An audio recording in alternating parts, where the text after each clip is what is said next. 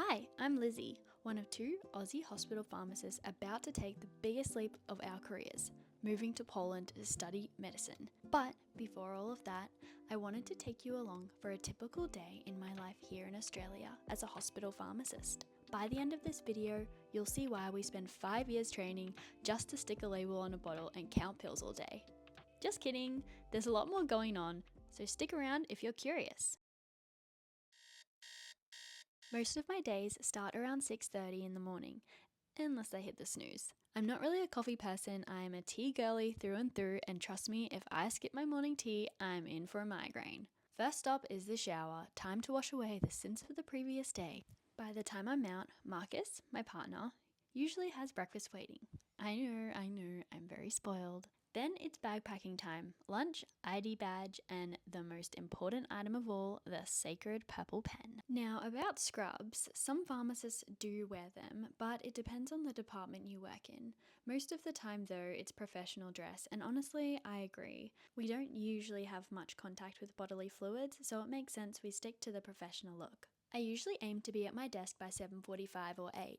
The first part of my day is all about preparation, printing the patient list, checking who's new to the ward, and digging into their background. I'll scan their My Health record for recent dispensing, review their regular medications, check their blood results, and read through any specialist letters, scanned reports, or previous medication histories. It's all about building a full picture of the patient before I even meet them. Then I suit up with my cow and I'm off to the ward. Oh, not that cow, this one. By 8:30, it's time for ward rounds. The team usually includes the nurse in charge, 1 or 2 junior doctors, a pharmacist, and the consultant physician, sometimes with a few med students tagging along. Now picture 3 to 5 cows all rolling down the corridor together. Yeah, it gets pretty crowded. Rounds usually last anywhere from an hour and a half to 3 hours as we go patient by patient until everyone's been seen. My main role during rounds is to double check that what's been charted actually matches the guidelines, that doses are appropriate, and that high-risk medications, we call them A-pinch meds, are being used safely. I'll also flag anything that needs adjusting, like anticoagulation for a patient with renal impairment, or suggest additional therapy if it might benefit them. It's fast-paced, collaborative, and honestly one of the most rewarding parts of the job because we're problem-solving together in real time. After rounds, I dive into the details, completing full medication histories, reconciling charts, and writing up medication management plans. This is also where I look for deep prescribing opportunities, like checking if a patient still needs a hospital-only medication or spotting a medicine without a clear indication that could be safely stopped. Some days I'll also teach junior doctors, help develop hospital policies, or contribute to business cases for expanding pharmacy services. So it's not just about the bedside work, there's a big system level side to pharmacy too. The one thing I've loved most about this role is being able to travel around Australia with my partner Marcus while working.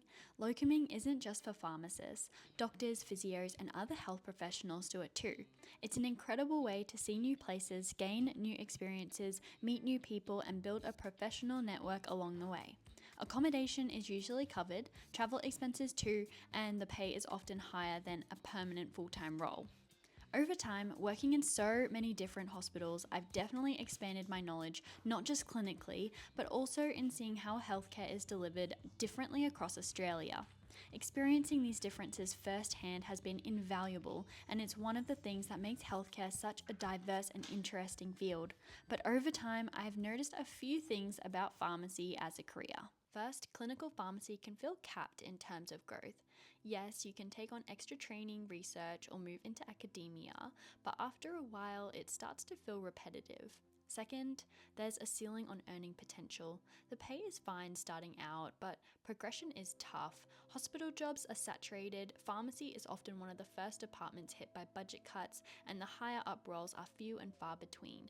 And the truth is, the alternatives usually shift the role away from the parts of the job I enjoy most. So once I came to that conclusion, there was nothing stopping me from exploring other options. In just a few weeks, I'll be closing this chapter and moving overseas to start medical school.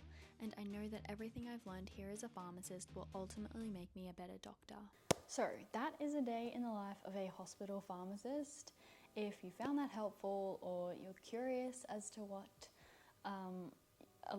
my life will look like as a pharmacist turned med student in Poland, feel free to hit subscribe and follow along on my journey, as I will be documenting the highs, the lows, and everything in between. If you guys have any questions, feel free to drop it in the comments below and I'll either get back to you there or I will add it to a future videos list. So thank you so much for watching, and I will see you in the next one. Bye!